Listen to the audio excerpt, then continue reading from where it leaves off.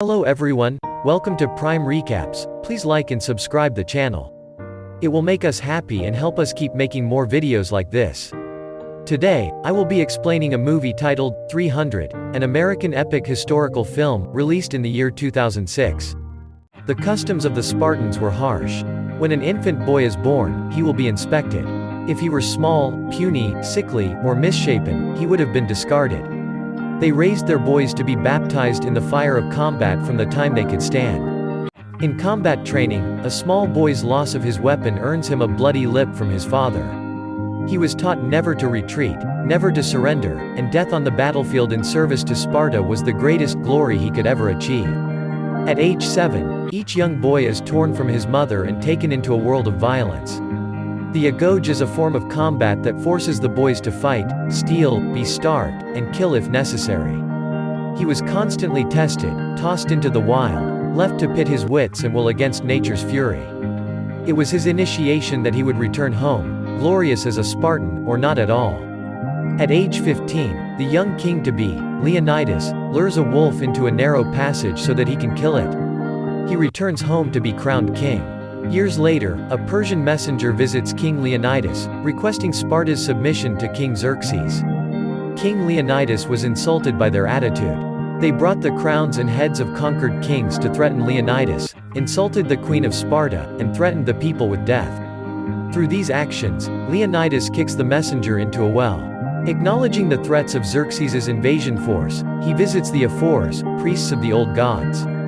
They were more creatures than men. Leonidas must bribe and beg to obtain their favor before sending the Spartan army to battle. He proposes to repel the numerically superior enemy by using the terrain of the hot gates of Thermopylae, funneling the Persians into a narrow pass between the rocks and the sea, where their immense numbers will count for nothing. The Ephors, displeased with the plan, consult the oracle. In her drugged trance, she decrees that Sparta must not go to war, lest they interrupt the sacred Carnean festival. Leonidas departs in anger, and the priest receives their bribe of Xerxes' gold from the Spartan traitor, Theron, for their negative response. Leonidas is reluctant to defy the corrupt clergy outright, but his wife encourages him to think outside the box.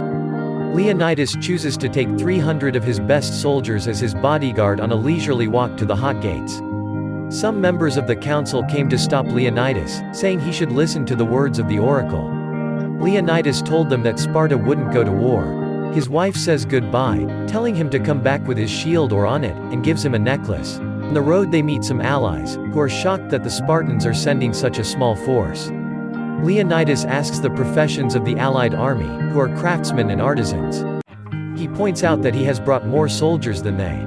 Joined by Arcadians and other Greeks, they arrive at Thermopylae. In sight of the approaching Persian army, they construct a wall to contain the Persians' advance. Strong storms destroy some of Xerxes' fleet, but it is only a small percentage of the massive army they will face.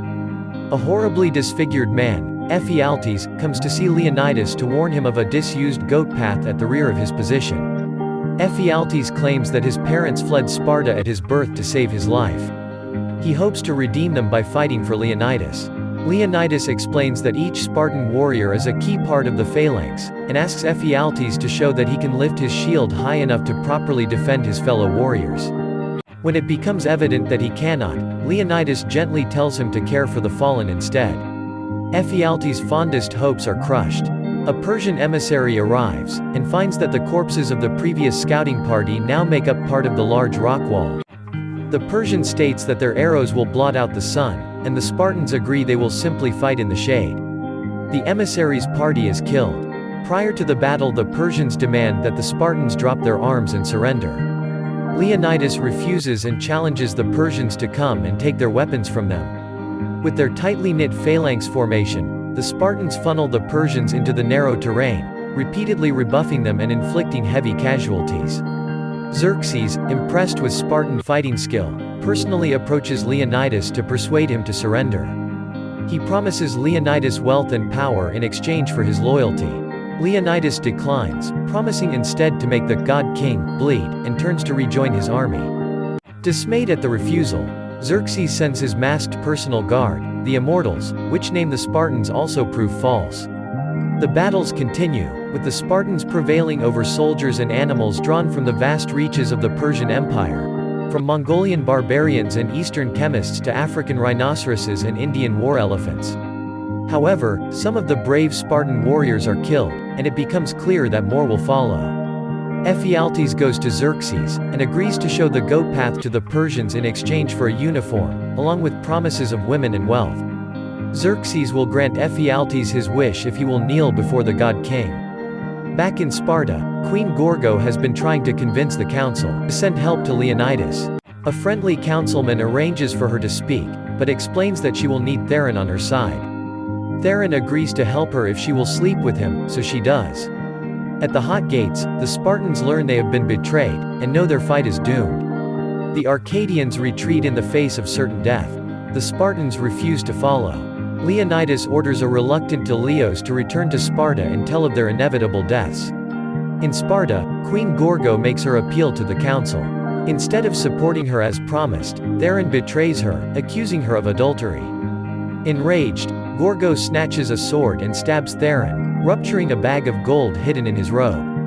As the coins stamped with Persian markings spill onto the ground, the council realizes Theron's treachery and agree to unite against Persia. At the Hot Gates, as the Persians surround the Spartans, who have created a dome out of their shields, Leonidas stands along in front of the dome. Xerxes' general demands their surrender, declaring that Leonidas may keep his title as king of Sparta and become warlord of all Greece, answerable only to Xerxes.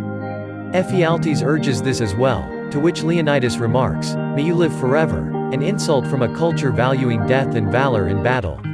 Leonidas drops his shield and removes his helmet, seemingly bowing in submission. Stelios then bursts out of the dome and leaps over his king and kills the general. A furious Xerxes orders his troops to attack. As Persian archers shoot the remaining Spartans, Leonidas rises and hurls his spear at Xerxes, ripping open his cheek, thus making the god king bleed.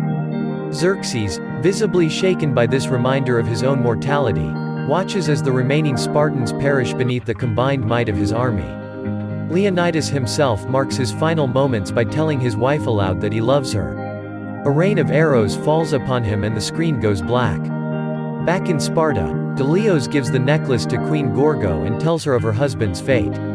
Concluding his tale before an audience of attentive Spartans, Delios declares that the 120,000-strong Persian army that narrowly defeated 300 Spartans now faces 10,000 Spartans commanding 30,000 Greeks.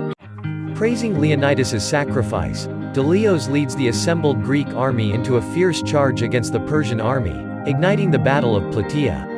I hope you like the movie. Kindly subscribe for more content like this and hit the like button to help us out. You can also suggest a movie you would love us to explain in the comment section. Thank you for watching.